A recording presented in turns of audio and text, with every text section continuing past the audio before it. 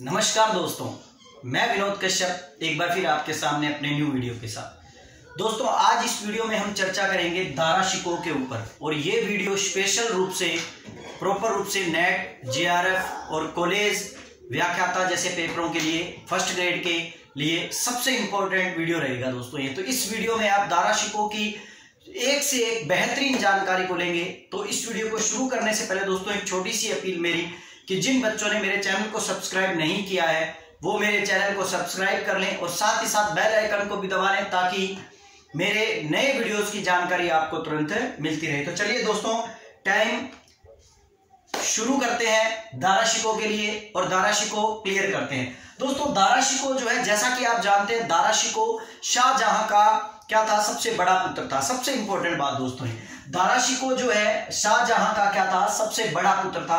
यहां पर आपको यह भी याद रखना पड़ेगा कि मुमताज की कुल 14 संतानें, मुमताज के लिए कहा जाता है कि दाराशिकों मुमताज का सबसे बड़ा पुत्र था और छठे नंबर पर आने वाला पुत्र जो था वो था औरंगजेब। ये याद रखिएगा दोस्तों। इसके बारे में हम डिटेल से चर्चा लेंगे पूरी, ठीक है ना। शाहजहां का बड़ा पुत्र दाराशिकों जो था, ठीक है दोस्तों, और छठे नंबर का पुत्र औरंगजेब जो था, इन दोनों के मध्य जो संघर्ष हुआ, जो लड़ाई हुई, इस लड़ाई को, इस संघर्ष को एक विदेशी यात्री बोल सकते हैं या एक हम ये कह सकते हैं कि आंखों देखा वर्णन करने वाला व्यक्ति मनुची था। मनुची ने एक किताब लिखी थी दोस्तों, स्टोरियो डी मोगोर। स्टोरियो डी मोगोर में अपनी किताब के अंदर उसने वो सब वर्णन किया है जिसके अंतर्गत औरंगजेब के द्वारा अंतिम समय में, ठीक है, दाराशिकों के साथ जिस प्रकार का व्यवहार किया गया था, उस व्यवहार का संपूर्ण वर्णन जो है वो हमें मनुची देता है। दोस्तों, इस मनुची के बारे में हम इसी वीडियो में पूर्ण जानकारी लेंगे, इसलिए वीडियो के साथ शुरू से लेके अंत तक आप क्या कीजिए, बने रहिए। दोस्तों, दाराशिकों के बारे में जैसा कि मैंने आपको बताया, दाराशिकों के पिता का नाम जो था शाहजहां था और मुमताज जो थी इसकी माता थी, और मुमताज का ये सबसे बड़ा पुत्र था दाराशिकों, और इसी वजह से दाराशिकों की तरफ सबसे ज्यादा झुकाव था शाहजहां का। शाहजहां जो था वो दाराशिकों को बहुत अधिक प्रेम करता था। दोस्तों, यहां पर आपको ये बात भी याद रखनी पड़ेगी कि मुमताज अपनी 14वीं संतान, ठीक है, शाहजहां मुमताज से इतना अधिक प्रेम करता था, इतना अधिक प्रेम करता था कि कहते हैं कि उसके साथ उसके 14 संतानें हुई, और इन्हीं 14 संतानों में 14वीं संतान को जन्म देते हुए मुमताज की क्या हो गई थी, मृत्यु हो गई थी। तो दोस्तों, शाहजहां और मुमताज जो थे वो दाराशिकों के माँ क्या थे, पिता और माता थे। पिता शाहजहां था और माता क्या थी दोस्तों, मुमताज थी। यहां पर मैं आपको थोड़ी सी एक चीज और बताना चाहूंगा दोस्तों। दाराशिकों जो है, दाराशिकों के लिए कहा जाता है कि दाराशिकों एक उदार प्रवृत्ति का व्यक्ति था, और शायद इसी रीजन से दाराशिकों को लैंडपुल जो है, स्टेनले लैंडपुल जो है, स्टेनले लैंडपुल उसे लघु अकबर की क्या देते हैं, उपाधि देते हैं। दोस्तों, ये बहुत बार क्वेश्चन आया हुआ है कि बताइए लघु अकबर की उपाधि या लघु अकबर किसे कहा जाता है, मुगल काल का लघु अकबर किसे कहा जाता है। लघु अकबर दाराशिकों को कहा जाता है दोस्तों, और ये कहने वाले व्यक्ति कौन है, ठीक है ना, लैंडपुल। याद रखिएगा दोस्तों, ये कौन है, लैंडपुल ने ये वर्ड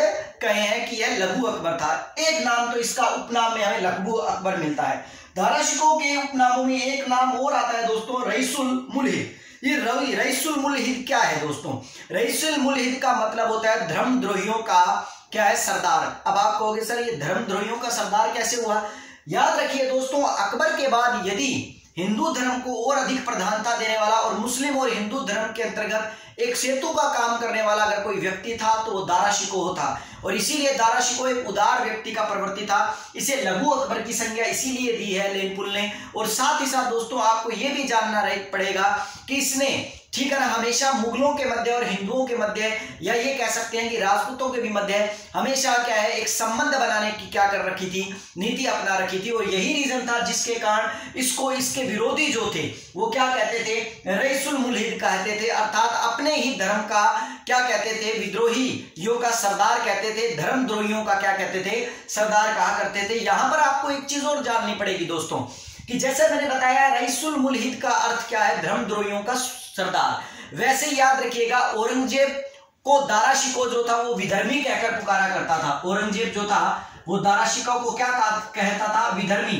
क्योंकि दाराशिकों के अधिकांश के काम जो थे वो दोस्तों आपको ये याद रखना पड़ेगा कि दाराशिकों के अधिकांश जो काम थे वो इस्लाम से ताल्लुक नहीं रखते थे, अर्थात वो उदारवादी नीतियों के कारण अपने इन चर्चाओं में बना रहता था और इसीलिए औरंगजेब जैसा कट्टर व्यक्ति जो था वो इसे क्या कहा करता था, विधर्मी के रूप में क्या किया करता था, पुकारा करता था। नेक्स्ट बात की तरफ चर्चा करेंगे दोस्तों, दुश्मनेदी, ठीक है ना, दुश्मनेदी ने मुबाइन, दुश्मनेदी ने मुबाइन जो है ये नाम भी जो है वो किसके लिए पुकारा जाता है दोस्तों, दारा शिकोह के लिए ही पुकारा जाता है। और एक आता है संस्कृत कलंदर। दोस्तों कलंदर शब्द का अर्थ क्या है, यहां पर आपको ये जानना पड़ेगा।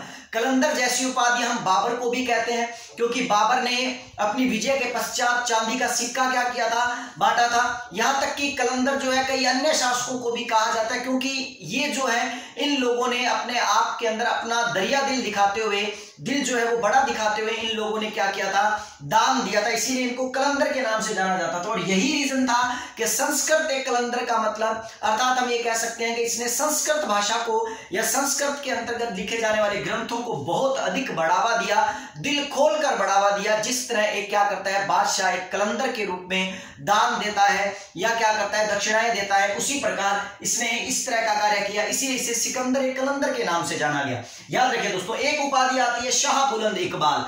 दोस्तों इस उपाधि को याद रखिएगा, हम शाह बुलंद इकबाल की उपाधि के बारे में संपूर्ण जानकारी लेंगे कि ये इसे कब दी गई और क्यों दी गई और किसने दी। इसीलिए इसके केवल इन उपनामों के बारे में चर्चा कीजिए, इन उपाधियों के बारे में चर्चा कीजिए कि शाह बुलंद इकबाल इसकी उपाधि थी, लघु अकबर एक प्रकार से इसका उपनाम था, संस्कृत कलंदर इसका उपनाम था, दुश्मनेदी मुबाइन इसका एक नाम था, और साथ ही साथ इसका नाम था रईसुल मुल्हिद। तो रईसुल मुल्हिद भी इसका एक नाम था। दोस्तों यहाँ पर आपको दारा शिकोह का एक और नाम देखने को मिलेगा और वो नाम है दोस्तों कादिरी। अब ये नाम इसे क्यों दिया गया, इसकी सबसे मुख्य वजह थी कि दारा शिकोह ने ये नाम अपना इसलिए रखा क्योंकि दारा शिकोह इसी नाम से अपनी साप्ताहिक रचनाएं किया करता था, साहित्यिक रचनाएं किया करता था। याद रखिएगा दोस्तों कि दारा शिकोह के द्वारा अपनी जितनी भी साहित्यिक रचनाएं की गई है, वो साहित्यिक रचनाएं जो है वो किस नाम से की गई हैं, कादिरी के नाम से की गई हैं। और इसीलिए की गई हैं क्योंकि दारा शिकोह कादरी सिलसिले का क्या था, अनुयायी था। याद रखिए दोस्तों, दारा शिकोह जो था वो किस सिलसिले का अनुयायी था, कादरी सिलसिले का अनुयायी था। और कादरी सिलसिले के किस सूफी संत का शिष्य था, वो मुल्ला शाह का शिष्य था। याद रखिए दोस्तों, अगर क्वेश्चन ये पूछा जाए कि बताइए दारा शिकोह कादरी सिलसिले के किस संत का अनुयायी था, तो आप उस अनुयायी के रूप में किसका नाम बताएंगे, मुल्ला शाह का नाम बताएंगे। दारा शिकोह मुल्ला शाह का क्या था, अनुयायी था। दोस्तों दारा शिकोह के बारे में हम जन्म को लेकर थोड़ी सी चर्चा करते हैं ताकि दारा शिकोह के बारे में आपको और अधिक इंपॉर्टेंट जानकारी मिल जाए। दोस्तों यहाँ दारा शिकोह के बारे में मैं आपको शुरू से लेके एक एक जानकारी दूंगा। उसने कौन से युद्ध में भाग लिया, कौन से युद्ध में वो हारा, ठीक है ना, कौन कौन से ग्रंथ लिखे। ये वीडियो नेट और जेआरएफ की दृष्टि से और कॉलेज लेक्चरर की दृष्टि से और सबसे बड़ी बात फर्स्ट ग्रेड जैसी परीक्षाओं के लिए एक ब्रह्मास्त्र साबित होने वाला है। आप इस वीडियो को संपूर्ण रूप से देखें और इस जानकारी का फायदा लें। दोस्तों जैसा कि मैं बता रहा हूं, दारा शिकोह का जन्म जो था सन 1614 ईस्वी के अंदर अजमेर के अंदर हुआ था। याद रखिए दोस्तों कि दारा शिकोह का जन्म जो था वो कब हुआ था, अजमेर में सन 1615 में, सॉरी दोस्तों सन 1615 के अंदर अजमेर में हुआ था। सन 1614 में क्या हुआ था, देखिए दोस्तों दारा शिकोह जो है, दारा शिकोह अपने आप में 1615 के अंदर बड़े पुत्र के रूप में था, लेकिन उससे पहले एक पुत्री हुई थी जो 1614 में थी। ठीक है दोस्तों, यहां पर आपको याद रखना पड़ेगा कि दारा शिकोह का जन्म 1615 में तारागढ़ दुर्ग के अंदर हुआ था, जो कि अजमेर के अंदर पड़ता है। तारागढ़ अजमेर के अंदर इसका मतलब ना जन्म हुआ था। और यही रीजन था दोस्तों कि दारा शिकोह सबसे बड़ा था अपने आप में, पुत्रों के अंदर सबसे चहेता था शाहजहां का। और यही रीजन था कि शाहजहां ने दारा शिकोह को, ठीक है ना, सबसे बड़ी जात 60,000 की, याद रखिए दोस्तों, दारा शिकोह को कितने हजार की जात प्रदान थी, 60,000 की जात प्रदान थी। और सबसे बड़ी बात, साथ ही साथ 40,000 का सबसे बड़ा सवार प्रदान था। याद रखिए दोस्तों, दारा शिकोह मुगल वंश के अंदर, मुगल साम्राज्य की सबसे बड़ी जात 60,000 और सबसे बड़े सवार 40,000 मनसबदार का क्या था, मतलब ना प्राप्त करता था, या मनसबदार उसको क्या हुआ था, प्राप्त हुआ था। यहां पर याद रखना पड़ेगा दोस्तों, जिस समय यहां हम बात करेंगे कि किस तरह मतलब ना दारा शिकोह जो है अपने समय में जगह जगह पर सूबेदार के रूप में रहा। दारा शिकोह के लिए याद रखिए, जब दारा शिकोह बड़ा हुआ तो बड़ा होने के बाद दारा शिकोह को सबसे पहले इलाहाबाद और उसके बाद पंजाब के अंदर लाहौर का सूबेदार बनाया गया। याद रखिए दोस्तों, सबसे पहले दारा शिकोह को कहां का सूबेदार बनाया गया था, इलाहाबाद का। और इलाहाबाद के बाद दारा शिकोह को पंजाब का, पंजाब में कौन से क्षेत्र का, लाहौर क्षेत्र का सूबेदार बनाया गया था। जिस वक्त दारा शिकोह को इलाहाबाद और पंजाब लाहौर जैसे क्षेत्रों का सूबेदार बनाया गया था, उस वक्त शाहजहां के अन्य 3 पुत्र और थे जो सबसे इंपॉर्टेंट थे, जो कि दारा शिकोह के भाई थे, जिनमें एक पुत्र जो था जिसका नाम था औरंगजेब। ठीक है दोस्तों, एक पुत्र था जिसका नाम था मुराद और एक पुत्र था जिसका नाम था शाह शुजा। ठीक है दोस्तों, ये 3 पुत्र और थे जो सबसे इंपॉर्टेंट थे। जिस वक्त दारा शिकोह इलाहाबाद और पंजाब या लाहौर जैसे क्षेत्रों की सूबेदारी संभाल रहा था, उसी वक्त ठीक है ना, उसी वक्त शाहजहां ने औरंगजेब को दक्षिण का सूबेदार बनाया हुआ था और मुराद को गुजरात का सूबेदार बनाया हुआ था और शुजा को जो है वो बंगाल का सूबेदार बनाया हुआ था। इसका मतलब चारों प्रांतों में 4 उसके पुत्र जो थे वो बड़े बड़े पदों पर नियुक्त थे। यहां पर याद रखिएगा दोस्तों, शाहजहां कभी भी दारा शिकोह को अपने आप से अलग नहीं करता था, इसीलिए दारा शिकोह को वो अपने निकट ही रखता था और आसपास के क्षेत्रों की सूबेदारी उसे क्या करता था, प्रदान करता था। यहां मैं आपको एक बात और बताना चाहूंगा दोस्तों, यहां ये बताना चाहूंगा कि दारा शिकोह के लिए कहा जाता है कि शाहजहां जिस तख्त पर बैठा करता था, उसी तख्त के बिल्कुल करीब बगल में बैठने के लिए दारा शिकोह के लिए एक सुनहरा आसन भी लगाया गया था। सुनहरा आसन का मतलब है एक अच्छा सुंदर बढ़िया आसन, जो कि किसके लिए लगाया गया था, दारा शिकोह के लिए लगाया गया था। और दारा शिकोह उस आसन पर क्या किया करता था, बैठा करता था। यहां दारा शिकोह के बारे में आपको एक और बातें जाननी जरूरी है दोस्तों। नंबर 1 बात तो दारा शिकोह की पत्नी के बारे में। दारा शिकोह वो इंसान था दोस्तों, जिस तरह उसका व्यवहार था उसी तरह उसकी पत्नी का व्यवहार था। उसकी पत्नी ने जीवन के, ठीक है ना, अच्छे क्षणों में भी और जीवन के बुरे क्षणों में भी, शुरू से लेके अंत तक, जब तक वो दादर के अंदर उसकी मृत्यु नहीं होगी तब तक उसका साथ दिया। और उसकी पत्नी का नाम था नादिरा शाह बेगम या नादिरा बेगम।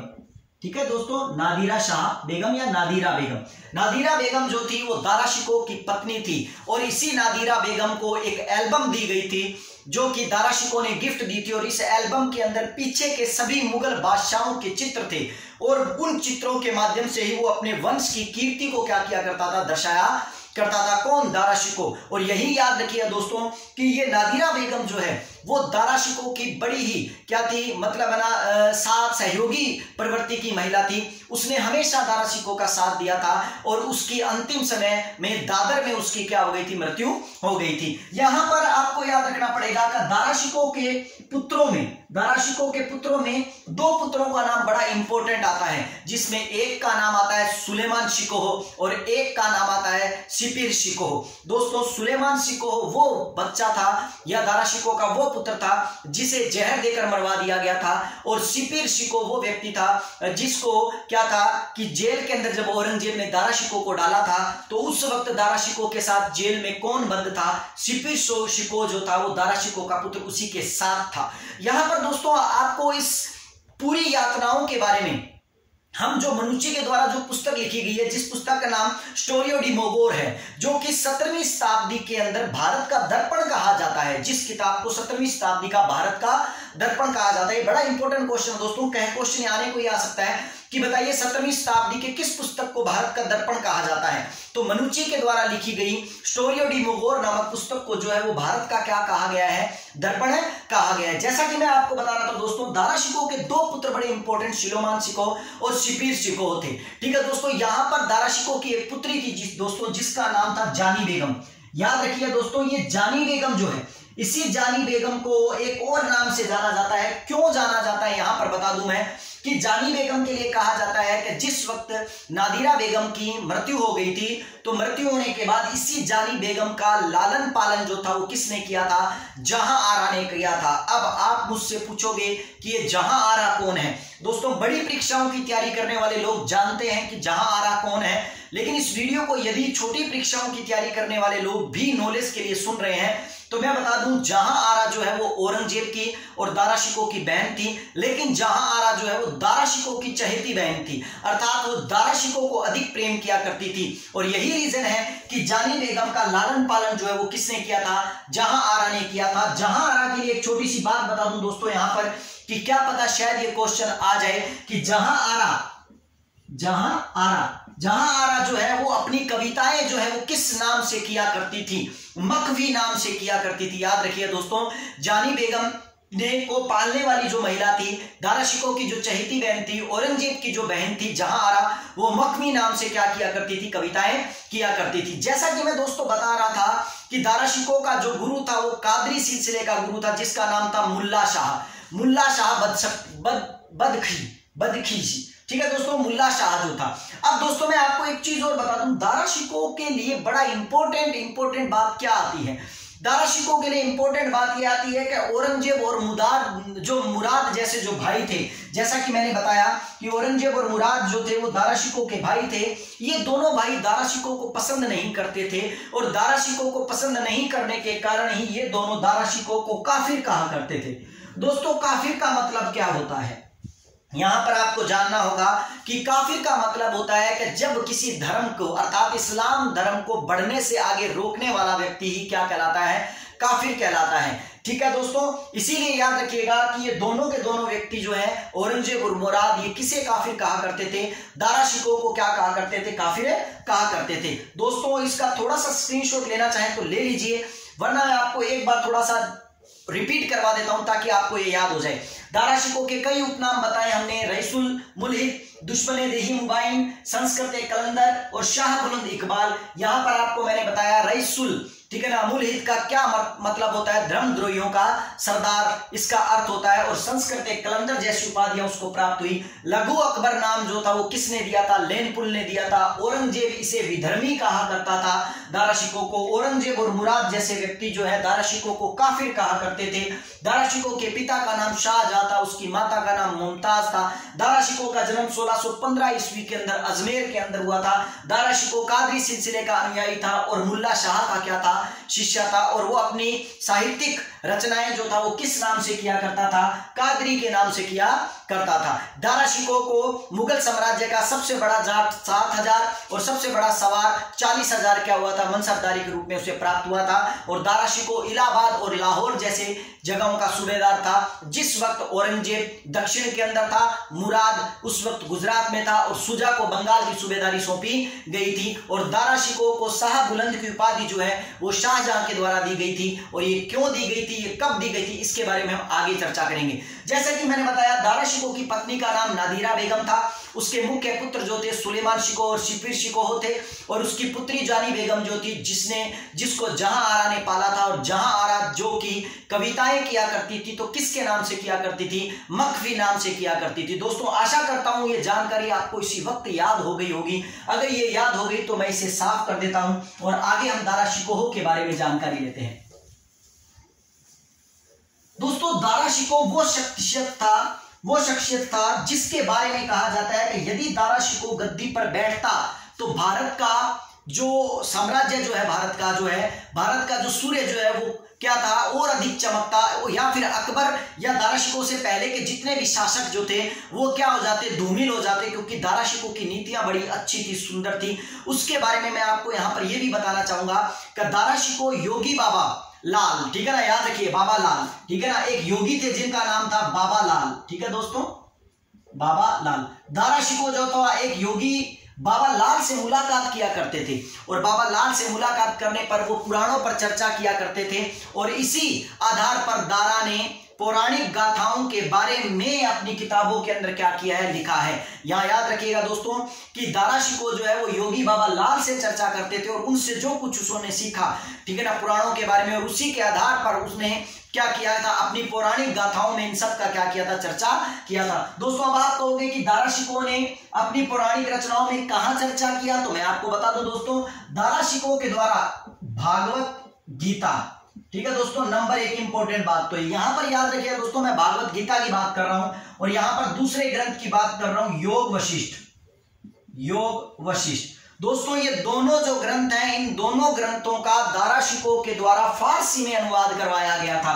बड़ी इंपॉर्टेंट बात है दोस्तों, याद रखिएगा कि भागवत गीता और योग वशिष्ठ, इन दोनों का फारसी भाषा के अंदर अनुवाद जो है वो किसके द्वारा किया गया था, दारा शिकोह के द्वारा करवाया गया था। दोस्तों यहाँ पर आपको ये भी याद रखना पड़ेगा कि जो ये योग वशिष्ठ है, इस योग वशिष्ठ को लिखने के अंदर, इस योग वशिष्ठ के ऊपर टीका लिखने के अंदर सबसे ज्यादा दारा शिकोह की मदद जो थी वो कविंद्राचार्य के द्वारा द्वारा की गई थी। कविंद्र आचार्य का सबसे बड़ा योगदान रहा था, मुख्य योगदान रहा था योग विशिष्ट पट्टिका लिखने के लिए। तो याद रखिएगा कविंद्र आचार्य जो है उन्होंने योग विशिष्ट पट्टिका लिखने में सबसे बड़ा मुख्य योगदान या मुख्य भूमिका क्या की थी, उन्होंने, ठीक है ना, मतलब ना निभाई थी। यहाँ पर आपको एक और बड़ा इंपॉर्टेंट क्वेश्चन याद रखना है। क्वेश्चन ये आता है दोस्तों कि दारा शिकोह के द्वारा हिंदू धर्म ग्रंथों को क्या कहा गया है। दोस्तों दारा शिकोह वो व्यक्ति था, तभी तो मैं आपको कह रहा हूं इसे लघु अकबर कहा गया है। अगर ये गद्दी पर बैठता तो शायद मुगल वंश के पहले के शासकों का साम्राज्य जो था वो, उनका जो नाम जो था वो क्या हो जाता, धूमिल हो जाता। और औरंगजेब के काल के अंदर ही जिस मुगल साम्राज्य के का पतन होना शुरू हो गया था, शायद वो औरंगजेब के काल में या दारा शिकोह के काल में पतन नहीं होता, क्योंकि दारा शिकोह गद्दी पर होता। और वो क्योंकि वो सबसे मिलकर चलने वाले लोगों में से था। और औरंगजेब का शासन का पतन जो है वो दक्षिण से शुरू हो गया था, जिस वक्त उसने मराठा शिवाजी महाराज से उसने क्या कर लिए थे, पंगे लेने शुरू कर दिए थे, क्योंकि दक्षिण का नासूर ही उसे क्या कर चुका था, समाप्त कर चुका था। यहां मैं बता रहा हूं दोस्तों दारा शिकोह को कि दारा शिकोह ने हिंदू धर्म ग्रंथों को किस नाम से पुकारा है। याद रखिएगा दोस्तों दारा शिकोह ने हिंदू धर्म ग्रंथों को देववाणी, ठीक है दोस्तों, क्या कहकर पुकारा, देववाणी। देववाणी का मतलब क्या है दोस्तों, देववाणी का मतलब है देवताओं की वाणी। तो याद रखिएगा दारा शिकोह हिंदू धर्म ग्रंथों को देववाणी के नाम से क्या किया करता था, पुकारा करता था। और दारा शिकोह ने, याद रखिएगा दोस्तों, खूब सारी पुस्तकें लिखी हैं। याद रखिएगा दारा शिकोह के द्वारा दारा शिकोह ने, ठीक है ना, तसव्वुफ पर ढेर सारी पुस्तकों का क्या किया उसने, मतलब ना उसने रचनाएं की हैं। उन पुस्तकों के अंदर हम दारा शिकोह की कुछ पुस्तकों के बारे में जानकारी लेते हैं, जिनमें सबसे महत्वपूर्ण पुस्तक जो आती है, जिसके लिए हमारे पास नेट में भी क्वेश्चन आ चुका है और कई बार फर्स्ट ग्रेड के अंदर भी ये क्वेश्चन पूछा गया है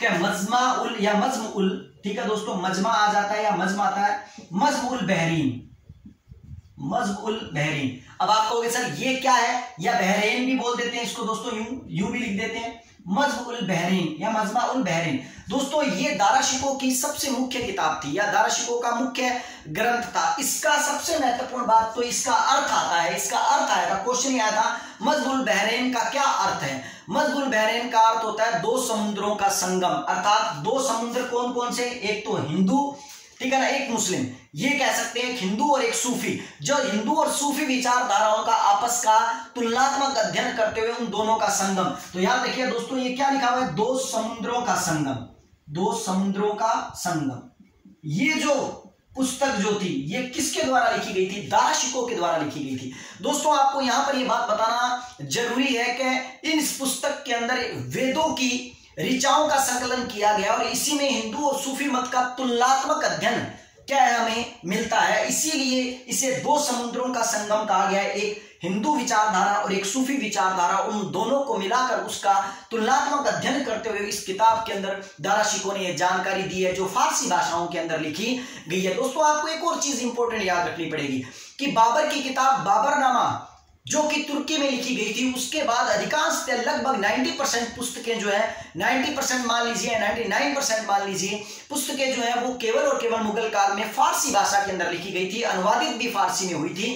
अन्य किताबें अन्य जो है क्या भाषाओं में लिखी जा सकती हैं, लेकिन अधिकांश उनकी दरबारी भाषा जो थी वो फारसी के रूप में इस्तेमाल में ली गई थी। यहां मैं जैसा कि बता रहा था दोस्तों, हमारी पहली पुस्तक हो गई है जिसका नाम है मज्म उल बहरीन, जिसका शाब्दिक अर्थ होता है दो समुद्रों का संगम, अर्थात हिंदू विचारधारा और दूसरी कौन सी विचारधारा, सूफी विचारधारा, इन दोनों का तुलनात्मक अध्ययन हमें किस पुस्तक के अंदर मिलता है, इसी पुस्तक के अंदर मिलता है। दूसरी दोस्तों सिर्रे अकबर, इसे सिर्रे अकबर भी कहा जाता है दोस्तों, लेकिन इसके अलावा इसका एक नाम और है सिर्रे असरार। याद रखिए दोस्तों यहां पर इसका एक नाम और है सिर्रे असरार, ठीक है दोस्तों, सिर्रे असरार। यहां पर इसको यूं भी लिख सकते हैं, सिर ए अकबर और सिर ए असरार, इसे यूं भी लिख सकते हैं। अब ये किताब क्या है दोस्तों, ये किताब हमें क्या जानकारी देती है दोस्तों, इसका मतलब क्या होता है। सबसे पहली बात तो ये इसका मतलब होता है सिर्रे असरार का मतलब है महान रहस्य, ठीक है ना, द ग्रेट, ठीक है, सीक्रेट, ये कह सकते हैं द ग्रेट सीक्रेट, महान रहस्य जो है इसका अर्थ होता है। यह 52 उपनिषदों का फारसी अनुवाद है दोस्तों 52 उपनिषदों का। दोस्तों मैं इससे पहले वैदिक सभ्यता पर अपना वीडियो डाल चुका हूं। वैदिक सभ्यता संपूर्ण मैंने 4 पार्टों में करवाई है। आपने जब उसे पढ़ा होगा, देखा होगा, तो आपको पता है मैंने बताया था उपनिषदों की कुल संख्या कितनी है, 108। कितनी है दोस्तों, 108। 108 के अंदर 52 उपनिषदों को लिया किसने, दाराशिकों ने, और 52 उपनिषदों को लेकर उन सब का फारसी अनुवाद करवाया, जो फारसी अनुवाद किसके नाम से जाना गया, सिर्रे अकबर के नाम से क्या किया गया, जाना गया। दोस्तों यहां पर यह बात बताना बहुत ही जरूरी है, आपको ध्यान हो तो अभी केबीसी के अंदर अमिताभ बच्चन भी, ठीक है ना, इस बात को लेकर, इसी क्वेश्चन को लेकर बड़े चर्चा में आए थे और काफी इसका हंगामा मचा था। आपको ध्यान हो तो केबीसी में एक क्वेश्चन पूछा गया था कि बताइए निम्न में से किस मुगल बादशाह के द्वारा, ठीक है ना, किस मुगल बादशाह के द्वारा या किस मुगल के द्वारा, ठीक है ना, उपनिषदों का क्या करवाया गया था, अनुवाद करवाया गया था, और वो अनुवाद किसके नाम से जाना जाता है। केबीसी में एक क्वेश्चन आया था दोस्तों, और किस हिसाब से आता है ये मुझे नहीं पूरा कंप्लीट पता, लेकिन यही इसी से संबंधित था, जिसका नाम सिर्रे अकबर नामक किताब थी, जो 52 उपनिषदों के फारसी अनुवाद से जुड़ी हुई है। इस पुस्तक के माध्यम से दारा ने हिंदू व मुस्लिम दोनों संप्रदायों के बीच की खाई को समाप्त करने का प्रयास किया था, एकता स्थापित करने का प्रयास किया था, और यही रीजन था जिसके कारण दाराशिको जो था वो धर्मांध, ठीक है ना, अमीरों के और धर्मांध मुल्ला मौलवियों के नजर में, ठीक है ना, एक कांटे की तरह चुभता था, क्योंकि वो नहीं चाहते थे कि उस समय हिंदू जो है साहित्य जो है, हिंदू संप्रदाय के जो लोग हैं वो मुस्लिम संप्रदाय की, मुगलों की क्या करें, बराबरी करें। और यही रीजन था कि जिसके कारण दारा जो था, दारा को वो एक आंख नहीं सुहाते थे, दारा उनके लिए एक विधर्मी के रूप में क्या था, मतलब जाना जाता था। और इसी अनुवाद से दोस्तों याद रखिएगा, ये भी बड़ी इंपॉर्टेंट जानकारी है कि सिर्रे अकबर या सिर्रे असरार के अनुवाद के कारण ही 18वीं शताब्दी में यूरोप के अंदर उपनिषदों की जानकारी प्राप्त हुई है लोगों को, वरना उससे पहले जो यूरोप के लोग जो थे उपनिषदों के बारे में जानते भी नहीं थे, ये याद रखिएगा। तो सिर्रे अकबर का फारसी में अनुवाद दाराशिकों के द्वारा कराया गया, जिसका मतलब होता है महान रहस्य, जो 52 उपनिषदों का क्या है, मेल है, फारसी अनुवाद के रूप में हमें प्राप्त होती है। इस पर केबीसी के अंदर भी क्वेश्चन है, पूछा गया था, ठीक है दोस्तों। दूसरा, इसके बाद तीसरे नंबर पर उसकी किताब आती है सफीनत उल ओलिया। याद रखिए दोस्तों, क्या नाम है, सफीनत उल ओलिया, सफीनत उल ओलिया। दोस्तों ये सफीनत उल ओलिया क्या है, दोस्तों सफीनत उल ओलिया एक ऐसी पुस्तक है, इस पुस्तक में दारा ने जिस संप्रदाय को वो मानता था, जिस संप्रदाय का नाम क्या था, कादरी सिलसिला, जैसे कि मैंने अभी आपको पीछे भी बताया था, जिस वो सिलसिले को मानता था जिसका नाम था कादरी सिलसिला, उस कादरी सिलसिले के इस पुस्तक के अंदर सफीनत उल ओलिया के अंदर उसने कादरी सिलसिले के सूफियों का जीवन वृत्तांत लिखा है। दोस्तों बड़ी इंपॉर्टेंट बात है, सफीनत उल ओलिया के अंदर उसने कादरी सिलसिले के, लिख देता हूं दोस्तों, कादरी सिलसिले के सूफियों का जीवन वृत्तांत, ठीक है दोस्तों, जीवन वृत्तांत। याद रखिएगा दोस्तों कि कादरी सिलसिले के सूफियों का जीवन वृत्तांत जो है वो किस पुस्तक में हमें प्राप्त होता है, सफीनत उल ओलिया के अंदर प्राप्त होता है, जो कि दाराशिकों के द्वारा क्या की गई थी, लिखी गई थी। और यहीं पर दोस्तों एक छोटा सा अंतर है, इसी के नाम से सेम टू सेम एक किताब और है, लेकिन सफीनत की जगह पर सकीनत आएगा दोस्तों, कै की जगह फै और फै की जगह कै, और पूरा नाम सेम टू सेम सकीनत उल ओलिया। अब आप कहोगे सर ये क्या है, तो दोस्तों जिस प्रकार नाम में थोड़ा सा अंतर है, उसी प्रकार किताब के अंदर वर्णन में भी अंतर है। सकीनत उल ओलिया नामक जो ये किताब है, ये भी सूफी सिलसिले के ऊपर ही है, लेकिन यहां पर याद रखिएगा इसमें सभी सिलसिलों के सूफियों का क्या किया गया है, जीवन वृत्तांत लिखा गया। जितने भी सिलसिले थे, कादरी सिलसिला था, चिश्ती संप्रदाय था, उस वक्त प्रॉपर रूप से जितने भी सिलसिले चल रहे थे, जो कि प्रॉपर रूप से मतलब है ना तत्कालीन मतलब है ना अच्छे टाइम के अंदर अपने आप में उच्च मतलब श्रेणी में थे, उन सब सिलसिलों का वर्णन जो है सकीनत उल ओलिया नामक क्या किया गया ग्रंथ में, किसने किया, दाराशिकों ने किया। तो इसमें सभी सिलसिलों का जिक्र मिलता है हमें, सभी सिलसिलों के सूफियों का जीवन वृत्तांत दिया गया, और जबकि इसमें केवल कादरी सिलसिले के सूफियों का जीवन वृत्तांत दिया गया। छोटी सी याद रखना बात दोस्तों कि फै वाले में सिर्फ और सिर्फ कादरी मिलता है और कै वाले में सारा मिलता है। अब इसको याद कैसे रखें दोस्तों, फै से बनता है सिर्फ, सै और फै, सै और फै से बना सिर्फ, सिर्फ का मतलब क्या होता है, एक क्या है, कादरी, तो एक क्या हो गया, कादरी सिलसिले का। और सह और क्या कैसे बनता है, कुल, सह कुल मतलब सारे के सारे, इसका मतलब सारे के सारे सूफी सिलसिलों के जीवन वृत्तांत का वर्णन हमें सकीनतुल औलिया में मिलता है, और सफीनतुल औलिया के अंदर हमें केवल किसका मिलता है, कादरी सिलसिले का मिलता है दोस्तों यार। इसके अलावा एक और ग्रंथ जो है 1 2 और ये हमारा हुआ 3 और ये हमारा हुआ 4, और अब हमारा 5वां ग्रंथ जो आता है दारा शिकोह का, बड़ा ही इंपॉर्टेंट ग्रंथ आता है जिसका नाम था रिसाल ए हकनुमा। ठीक है दोस्तों, रिसाल ए हकनुमा, रिसाल ए हकनुमा। अब दोस्तों ये ग्रंथ क्या है, रिसाल ए हकनुमा बड़ा ही इंपॉर्टेंट ग्रंथ है, क्योंकि इसमें जो सूफी संत, जो सूफी सिलसिले और जो सूफी संप्रदाय जिन प्रथाओं का पालन किया करते थे, जिन प्रथाओं को वो माना करते थे, इस रिसाल ए हकनुमा में उसी सूफी प्रथाओं का जिक्र मिलता है, हमें सूफी प्रथाओं का उल्लेख मिलता है। तो याद रखिए दोस्तों, सूफी प्रथाओं का उल्लेख दारा शिकोह के द्वारा किस पुस्तक में लिखा गया था, रिसाल ए हकनुमा के अंदर लिखा गया था। सूफी प्रथाओं का संपूर्ण वर्णन जो है हमें दारा शिकोह की किस पुस्तक में मिलता है, रिसाल ए हकनुमा के अंदर हमें प्राप्त होता है, हसनत उल आरिफीन। ठीक है दोस्तों, उसके बाद अगली किताब आती है हसनत उल आरिफीन, हसनत उल आरिफीन, हसनतुल आरिफीन। ये किताब भी दारा शिकोह के द्वारा फारसी भाषा के अंदर क्या की गई थी, लिखी गई थी, और इसके अंदर विभिन्न मतों के संतों की वाणी का संकलन है। अलग अलग जो संत अलग अलग संप्रदायों से, अलग अलग मतलब धर्मों से, अलग अलग विभिन्न मतों का मतलब माना क्या करने वाले थे, मानने वाले थे, लेकिन उन सब की वाणी जो उसने अच्छी लगी, जो सभी मतलब ना धर्मों को जोड़ने वाली थी, उन सब वाणियों का संकलन जो है उसने किसने किया, हसनतुल आरिफीन में किया, या हसनतुल आरिफीन के अंदर किया। विभिन्न मतों के संतों की वाणी का जो संकलन है वो हमें किस में मिलता है, हसनतुल आरिफीन के अंदर हमें प्राप्त होता है। और एक अंतिम किताब और उसकी रह जाती है जिसका नाम है तरीकत उल हकीकत। याद रखिए दोस्तों, नंबर 7 पर आती है तरीकल उत हकीकत,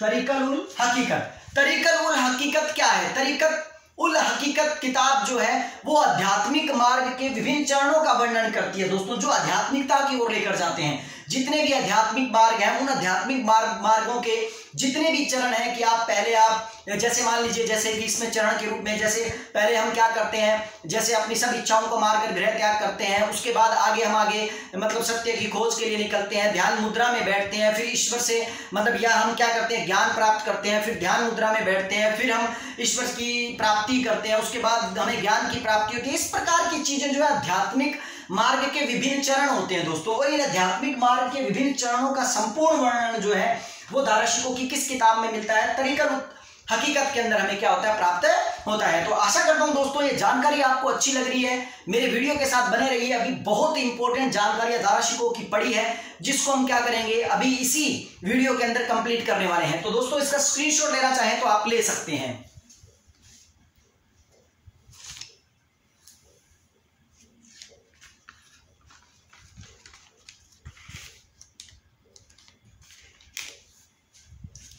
चलिए दोस्तों, अब हम बात करेंगे दारा शिकोह के अन्य फैक्ट्स की। जैसा कि दोस्तों हमने दारा शिकोह के बारे में हम पढ़ रहे हैं, और दारा शिकोह के बारे में